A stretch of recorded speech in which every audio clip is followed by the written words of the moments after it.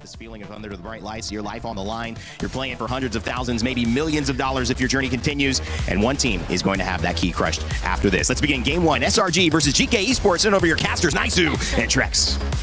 Thank you so much, Rain Day. I'm here with Naisu on the desk. Just a reminder, this is an elimination match between SRG and Geekay Esports. How are we feeling, Naisu?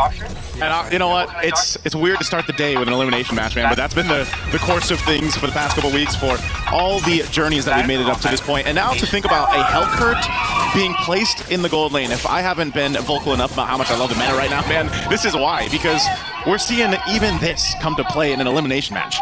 This definitely makes things interesting, and I gotta say, the past couple big upsets that we have seen throughout the past few days have been because of picks like this. Now, the Hellcurt to the gold lane, not something you normally see. A little bit of action in the mid though. First blood over to Stormy, Naisu. Wow, all right.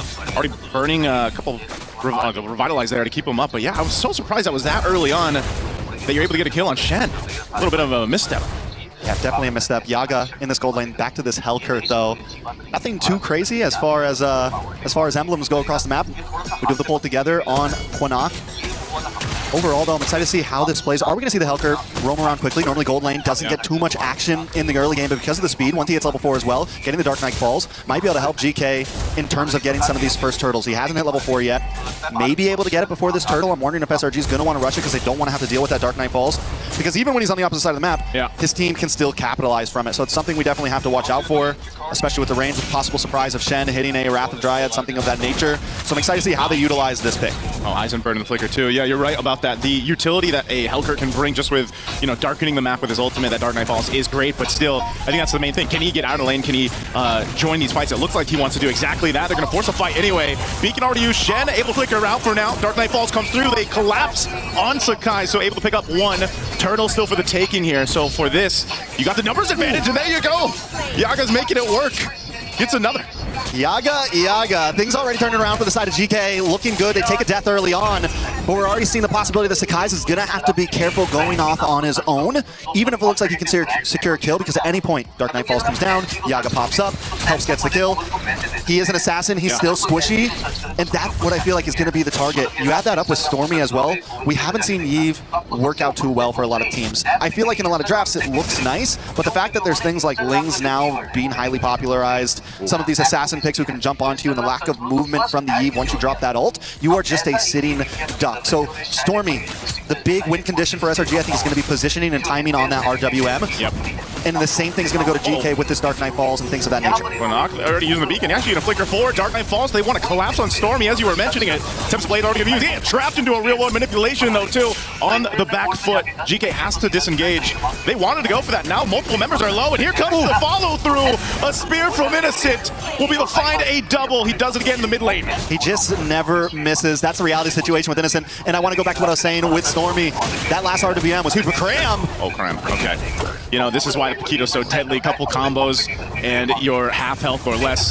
Yaga's going to get spotted out. He does get stunned here, but he's fine for now. Yes, back to what you were saying, Trex. You know, I think fighting around the real world manipulation is key. We just saw it in the hands of Stormy there in that fight, especially because they know that GK's idea behind this draft is to just kind of go in, make it happen, get a kill if they can, but your real world manipulation is your biggest counterpunch to that. Not only this, but you can slow them down with a glorious pathway from Yoon's high-lows, and they've got a lot of tools. So once GK kind of goes all in, the problem is, if they don't catch anyone, can they get out? And sometimes you might see that Dark Knight Falls even be changed to more of a defensive use if they need it at some point. And that's where so much of it is going to be who will pull the trigger first. And Stormy did such a good job in that last fight when GK was invading onto the purple buff. He holds onto the RWM. Dark Knight Fall went down first. Stormy moves around, finds a good position, and then after the fight's already been going on, he drops it. Oh, here we go. Fight for the second turtle. Lower less than half health here. They're going to force it anyway. Innocent gets a solo kill. The turtle's going to be secured by Sakai, but he might lose his life for it as Quinnock picks up a kill. Looking for Cram. He's trying to get away, but there's just a whole lot of crowd control locking him down as Aizen will pick up for himself. So a bit of a trade across the map, but that's also a lot of gold and push now for Innocent on the Moscow. Yeah, I don't think we expected things to go like this. It's 5-4 right now. GK holding a small, ever so slight gold lead. Still, the game is at a standstill, but every fight has gone back and forth. Neither team finding full leverage. Neither team really getting a full grip on this game. Geekay Esports, I'm wondering when is the time to really pop off. Yaga is going to get a couple more items, and I kind of want to see where he's building towards. Is it just full burst damage. Do we have the... There's your Sky Piercer. Sky Piercer. I was wondering if maybe we were going to see like a Blade of Head Disease, something of that nature, but no. Sky Piercer up front. Berserker Fury already in for Zeno. On the opposite side, Innocent having a great game. 3-0-0. He's already got 2 items in, looking for that third. We're talking about a possible 8-9 minute third item very early in this game as long as he keeps on this path. Yeah, Innocent's going to be a problem for GK, and that's why, you know, at some point, Yaga's kind of... his game plan will be just to lock down Innocent, you know, try to go in. Of course, he's got the execute there to work with too.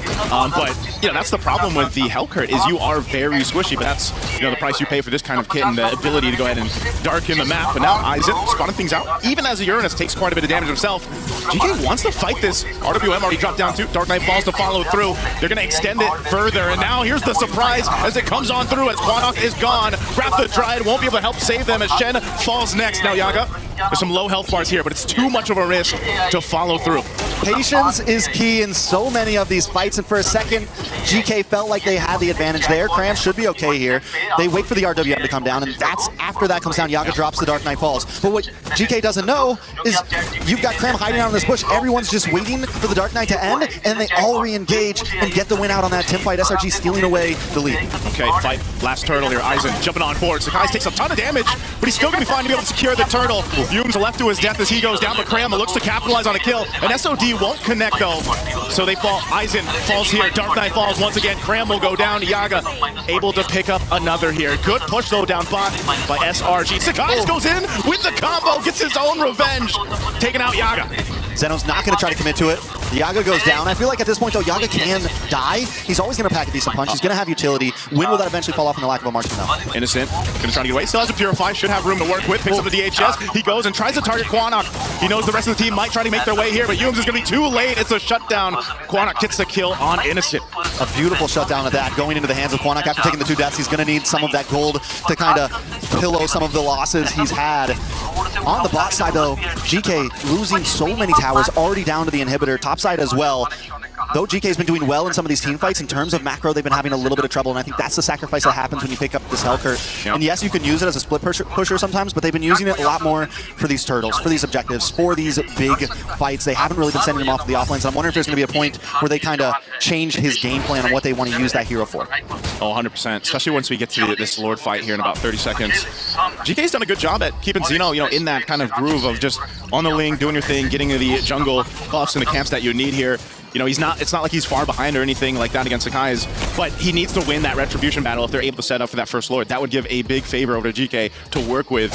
So right now, it's just kind of maintaining the map. Cram will take a couple shots. Xeno and Shen are up on this top side. Sakai's going to go ahead and join this, and the rest of the team isn't far away as they try to hold on. 1 HP on that top turret.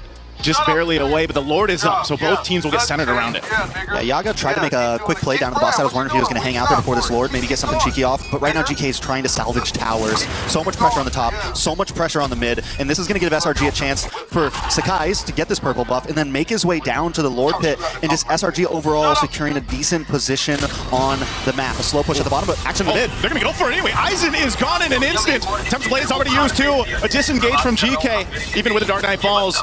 Right now SRG is still in a good position to transition from this point. Shan flickers forward, Wrath the Dryad, locks down Stormy. A decisive play. Cram there, couple punches on the tree will take him out. Shen's gone, Lord is up. Cram alone is zoning out the rest of GK with Yumes. They should be enough, but Xeno is up. He's going to grab his purple and potentially try to steal the Lord here if he's able to. Half health on the Lord. They're going to blitz it down. It looks like they give it up as SRG will take the Lord. SRG with a very clean Lord taken, though GK is doing well at finding some responses here and there. Cram himself right now is just putting so much pressure on Yaga, so much pressure on Quanok. Every time a fight starts, Cram finds a beautiful angle and just stops GK from what they want to do. In that last fight, Yaga was looking for an entry in. Cram was waiting for him. Got a couple quick punches off, and Yaga can't do anything. It completely nullifies the strategy that GK wants to bring to this fight. Cram's basically like, you got to go through me, if you want to get to the team. And even these off angles like this, he's a threat alone. Glorious pathway to slow down the GK. They take down the tier 2 turret. Wrath the Dryad, Shen just deleted again. Not tanky enough on this Belric pick. Lord charging the bottom turret into the base. Sakai's goes. He does get away. Eisen jumping on forward. Might get locked down here, but the rest of the team will clear it out. Shields popping mid and bot. Oh my lord. Again, Cram just showing the amount of damage he has, but can he go 1v3? He flickers defensively. Dark Knight Falls comes through. Yaga on the hunt. Not sure if he wants to follow this through. It's been too much of a risk. He sees Sakai's though. He's going to go for him. The pitchers, they come through, and that was probably worth it for Yaga, but not for the team. I mean, there's some value there. When you're getting pushed on, when you have a 4K deficit, a trade is a trade, especially if it's on the opponent's jungler. GK got the best that they could, honestly, out of that big defense. A little bit of action on the purple buff. Zeno, so close. Whoa! I'm not sure why he went there. Another SOD. Here comes Innocent. The Spear Malaysia again lands it. Finds Quanok. Aizen's tanky enough, but the turret, it'll get shredded down a little bit further here. They don't have the waves pushing in up top just yet, so they'll clear him out. A big play from SRG off of the interesting decision there from GK. Yeah, Zeno should not have gone for that. GK definitely choosing to pick fights at a lot of the wrong times. The fact that they were able to keep their inhibitors was good. All right, they've only got a few guys left, but they're gonna lock it down. Shen trying to keep them at bay, clear out the minion waves. Top base turret's gonna go down here. Bottom one is left. They're gonna go focus on this next, but everyone from GK is up. They should be able to clear out the minions. That they do, and SRG has taken pretty much what they can for now. Yeah, the fact that SRG still ended up getting those inhibitors is because of the huge mistakes done by GK. And SRG's been capitalizing on every single one. Fine, you want to come too deep, we got an answer for you. And that answer has been Cram. That answer has been Stormy and Innocent. When it's time for GK to run away, somebody always gets caught by the Spear Destruction. Somebody always gets caught by the RWM. And this is what we were looking at from Stormy. This is what we were looking for, at least, to hold on to those RWMs and make sure the timings are correct. And instead of using it as a big team fight mechanic, he's using it as the net, right? He's using it as something. Oh, Dark Knight falls, but Innocent, he spots him out. It doesn't matter. Innocent picks up another, and the team fight is getting decimated in the jungle. Another SOD. He doesn't miss. And Zeno falls. Aizen could be next. Last one for GK. And they just get wiped off the face of the map with SRG.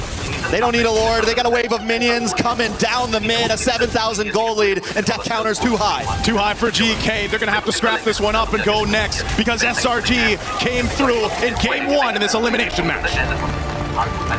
Definitely a tough start to that game for fighter, surviving as long as he can. So his job, look at this Sakai's build. He has 2 Spellvamp items with the War Axe as well as the Queen's Wing.